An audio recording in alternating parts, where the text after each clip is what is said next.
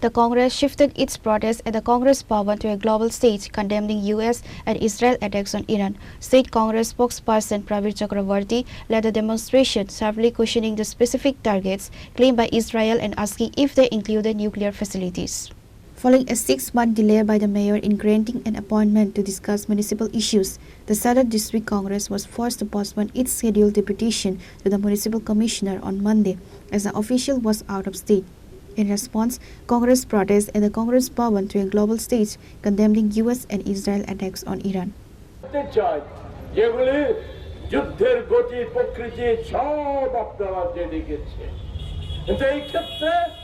আমাদের জাতীয় কংগ্রেস এবং প্রদেশ কংগ্রেস গতকালও আমরা আমাদের বক্তব্য সংবাদ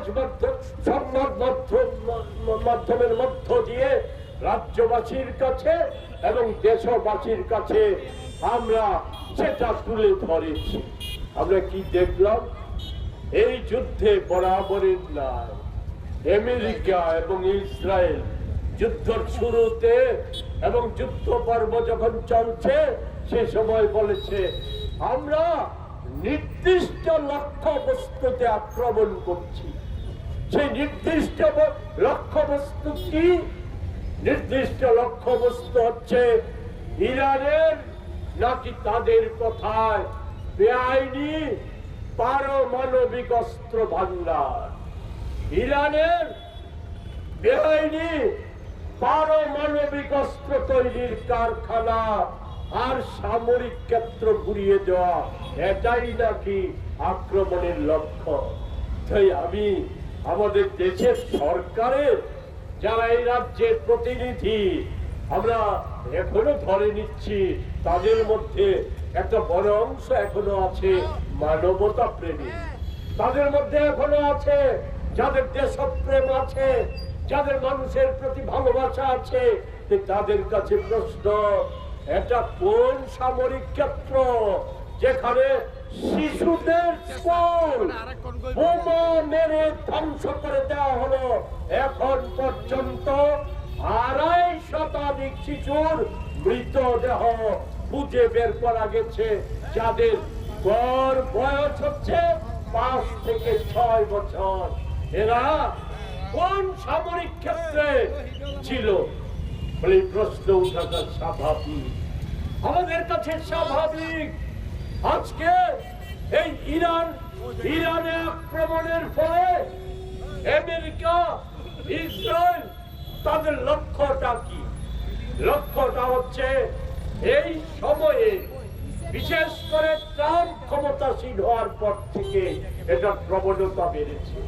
আমি শুধু আমার বিষয়টা অন্যভাবে নেবেন না, আপনাদের স্মরণ করিয়ে দিচ্ছি যে আজকে প্রায় সকলেই আশঙ্কা করছে দেশটা, পৃথিবীটা কি আবার 3য় বিশ্বযুদ্ধের মুখোমুখি হয়ে যাচ্ছে না?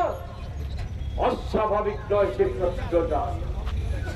ঘটবে কি ঘটবে না আমি ভবিষ্যৎবাণী জানি না, আমি এতটা বড় কূটনৈতিক বা রাজনীতিবিদ নই, কিন্তু ইতিহাসের অভিজ্ঞতা আপনাদের স্মরণ করিয়ে দেই। আমেরিকার প্রেসিডেন্ট ছিলেন 2য় বিশ্বযুদ্ধ চলাকালীন সময়ে ট্রুম্যান।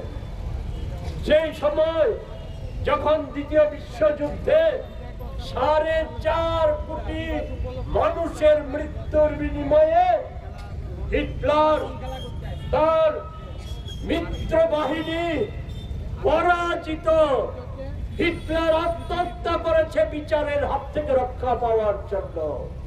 আর ইতালি, জাপান যখন আত্মসমর্পণের প্রস্তুতি নিচ্ছে, সেই সময় ট্রুম্যানের নির্দেশে প্রথম ভারতে পারমাণবিক বিস্ফোরণ ঘটায় হিরোশিমা, নাগাসাকি শহরে। এতে সেনা কত নিহত হয়েছিল তা জানা না গেলে পরেও লক্ষ লক্ষ শিশু, আবাল বৃদ্ধ বনিতা ধ্বংস হয়ে গেছে।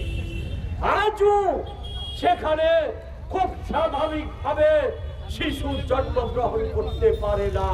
এর তেজস্ক্রিয়তা এতটাই ভয়াবহ, তাদেরকে করে করে খাচ্ছে। Reported by Parag from Agartala, Chini Khora.